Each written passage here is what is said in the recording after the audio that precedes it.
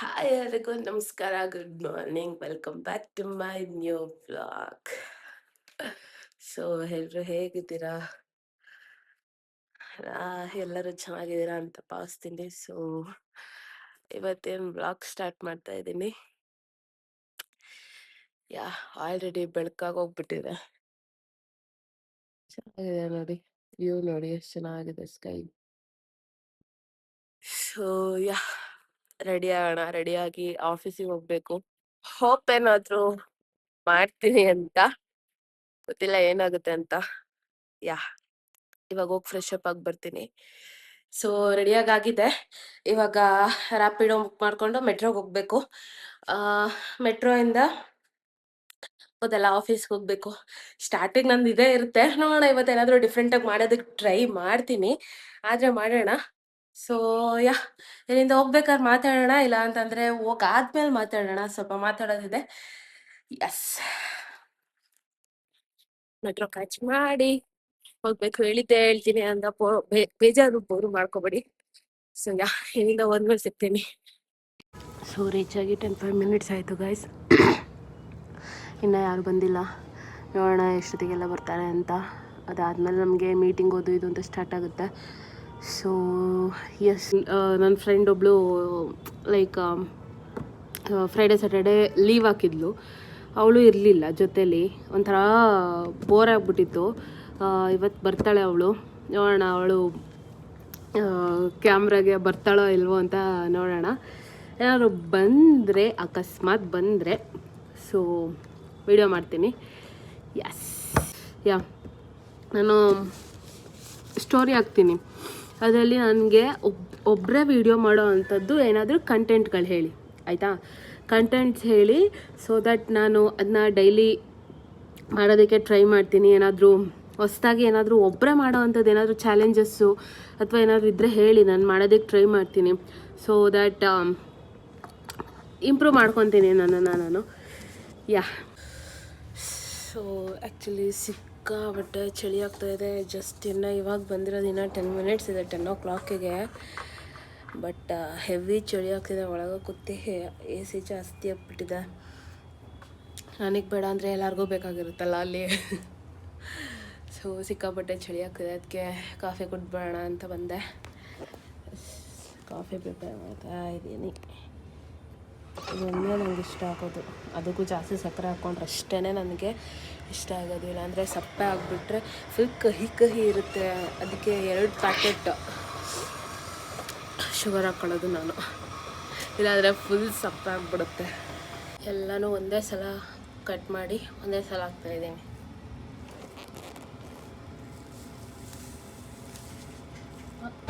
Guys ಊಟ ಮಾಡಾಗಿದೆ.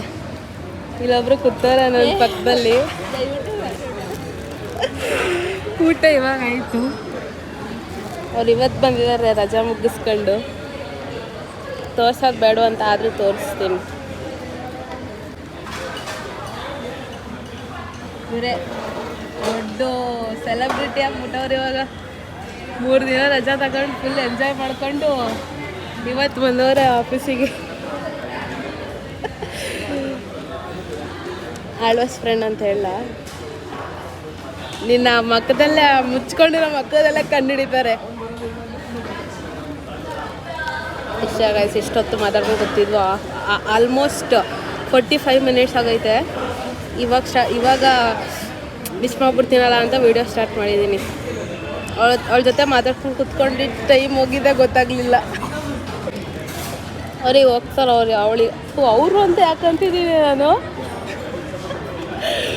ಅವಳಿಗೆ ಹೋಗ್ತಾಳೆ. ಅವಳು ಬೇರೆ ಫ್ಲೋರಲ್ಲಿರೋದು, ನಾನು ಬೇರೆ ಫ್ಲೋರಲ್ಲಿರೋದು. ಸಂಜೆ ಆದರೆ ಅವ್ರು ಸಿಗಲ್ಲ, ಅವರು ಬೇಗ ಹೊರಟೋಗ್ಬಿಡ್ತಾರೆ. ಅದಕ್ಕೆ ಇವಾಗ ವೀಡಿಯೋ ಮಾಡ್ತಿದ್ದೀನಿ. ಇವಾಗ ಊಟ ಮುಗಿಸಿ ಒಳಗೆ ಹೋಗಬೇಕು. ಸೊ ವಯಸ್ಸು ಆಮೇಲೆ ಸಿಗ್ತೀನಿ. ಸೊ ಇವಾಗ ಆಫೀಸ್ನ ಮುಗಿಸಿ ಹೋಗ್ತಾ ಇದ್ದೀನಿ. ಬಸ್ ಸ್ಟ್ಯಾಂಡಲ್ಲಿದ್ದೆ. ಬಟ್ ನಾನು ಏನು ಹೇಳಬೇಕು ಅಂತ ಇದ್ದೀನಿ ಅಂತಂದರೆ, ಇದು ಒಂಥರ ಇಂಪಾರ್ಟೆಂಟೇ ಅಂತ ಅನಿಸುತ್ತೆ. ಬಟ್ ಏನು ಅಂತಂದರೆ, ಇವಾಗ ಮಕ್ಕಳಿಗೆ ಯಾವ ಕೋರ್ಸ್ ಇಷ್ಟ ಆಗುತ್ತೆ, 12th ಆದಮೇಲೆ ಅವ್ರಿಗೆ ಏನು ತೊಗೋಬೇಕು ಅಂತ ಅನಿಸುತ್ತೆ. ಸೊ ಅದ್ರ ಕಡೆ ನೀವು ಪೇರೆಂಟ್ಸ್ ಸಪೋರ್ಟ್ ಮಾಡಿದ್ರೆ ಅವ್ರ ಕೈಲಿ ಮಾಡೋಕ್ಕಾಗಿಲ್ಲ ಅಂತ ಅಂದ್ರೂ ನಾನು ಇಷ್ಟಪಟ್ಟು ತೊಗೊಂಡಿದ್ದೀನಲ್ಲ ಅಂತ ಆದರೂ ಒಂದು ಮಾಡಿ ಕಂಪ್ಲೀಟ್ ಮಾಡಿ ಏನೋ ಒಂದು ಮಾಡ್ತಾರೆ ಮಕ್ಕಳು.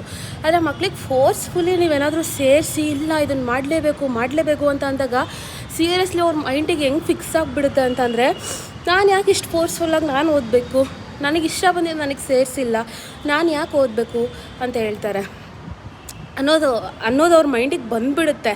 ಅವ್ರಿಗೆ ಇಷ್ಟಪಟ್ಟಿದ್ದಕ್ಕೆ ಸೇರಿಸಿದ್ರೆ ಏನೋ ಒಂದು ಅಚೀವ್ ಮಾಡ್ತಾರೆ ಆಯಿತಾ. ಯಾರು ಪೇರೆಂಟ್ಸು ನೀನು ಅದನ್ನೇ ಮಾಡು ಅಂತ ಫೋರ್ಸ್ ಮಾಡೋದಕ್ಕೆ ಹೋಗಬೇಡಿ. ಮೆಂಟಲಿ ಅವರಿಗೆ ನೀವು ಸಪೋರ್ಟ್ ಕೊಡಬೇಕು 12th ಆದಮೇಲೆ, ಸೊ ದಟ್ ಅವ್ರು ಯಾವ ಸ್ಟ್ರೀಮ್ ಬೇಕಾದ್ರೂ ಚೂಸ್ ಮಾಡ್ತಾರೆ. ಇವಾಗ ಒಬ್ಬೊಬ್ರಿಗೆ ಪೊಲೀಸ್ ಆಗಬೇಕು ಅಂತ ಆಸೆ ಇರುತ್ತೆ, ಬಟ್ ಇಂಜಿನಿಯರಿಂಗ್ ಫೀಲ್ಡಿಂಗಿಗೆ ಆಗ್ತಾರೆ ಪೇರೆಂಟ್ಸು. ಸೊ ಅಲ್ಲಿ ಏನಾಗುತ್ತೆ ಅಂತಂದರೆ ಮಕ್ಕಳಿಗೆ ಮೈಂಡು ತುಂಬ ಸ್ಟ್ರೆಸ್ ಆಗಿಬಿಡುತ್ತೆ. ಅವ್ರಿಗೆ ಇಷ್ಟ ಬಂದಿದ್ದು ಮಾಡೋದಕ್ಕೆ ಬಿಟ್ಬಿಡಿ, ಏನಾದರೂ ಒಂದು ಅಚೀವ್ ಮಾಡ್ತಾರೆ.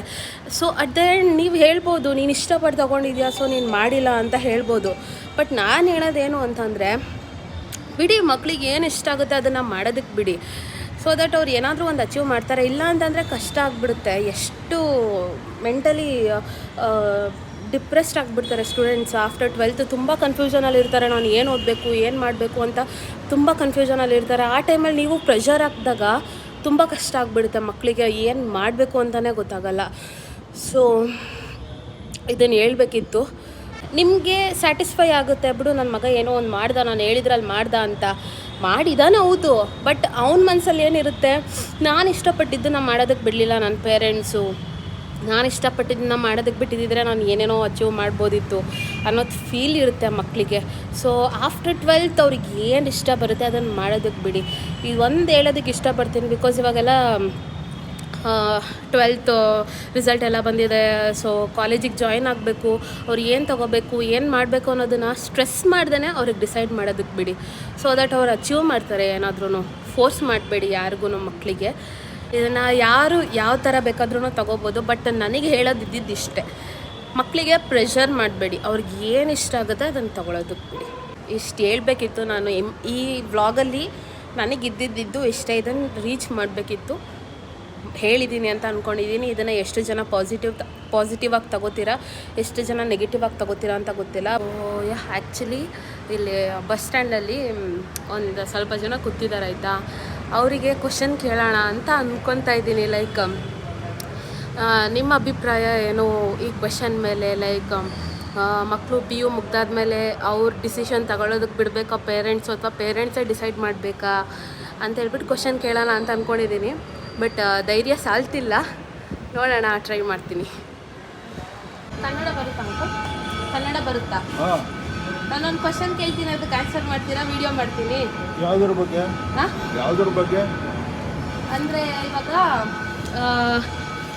12th ಮುಗ್ದಿರುತ್ತಲ್ಲ ಮಕ್ಳದು, ಅವ್ರು ಮುಗಿದ್ಮೇಲೆ ಈಗ ಅವರಿಗೆ ಇಷ್ಟ ಬಂದಿದ್ದ ಕೋರ್ಸ್ ತಗೊಳ್ಳೋದಕ್ಕೆ ಡಿಸಿಷನ್ ಅವ್ರ ಮೇಲೆ ಬಿಡಬೇಕಾ, ಅಥವಾ ಪೇರೆಂಟ್ಸು ಪ್ರೆಷರೈಸ್ ಕೊಟ್ಟಾಗ ಮಕ್ಳಿಗೆ ಏನು ಅನಿಸುತ್ತೆ ಅಂತ? ಅದು ಪೇರೆಂಟ್ಸೇ ಇದು ಮಾಡಬೇಕು, ಅವರಿಗೆ ಪೇರೆಂಟ್ಸೇ ಕೊಡ್ಬೇಕಾ? ಪೇರೆಂಟ್ಸ್ ಕೊಟ್ರೆ ಪ್ರೆಷರ್ ಆಗಲ್ವಾ ಅವರಿಗೆ? ಇವಾಗ ಅವ್ರಿಗೆ ಬೇರೆ ಕೋರ್ಸ್ ಇಷ್ಟ ಆಗಿರುತ್ತೆ, ಇವಾಗ ಅವ್ರೇನೋ ಪೊಲೀಸ್ ಮಾಡಬೇಕು ಅಂತ ಇರ್ತಾರೆ, ಬಟ್ ಪೇರೆಂಟ್ಸು ಇಲ್ಲ ನಾನು ಡಾಕ್ಟರಿಗೆ ಆಗ್ತೀನಿ, ಇಲ್ಲ ಇಂಜಿನಿಯರಿಂಗ್ ಆಗ್ತೀನಿ ಅಂತಾರೆ. ಸೊ ಮಕ್ಕಳು ಆಸೆ ಫುಲ್ಫಿಲ್ ಆಗಲ್ವಲ್ಲ. ಅವ್ರದ್ದು ಇದು ಇರಬೇಕು, ಇಂಥದ್ದು ಮಾಡ್ತೇನೆ ಹೇಳಿ ಅವರು ಹೇಳಿರ್ಬೇಕು.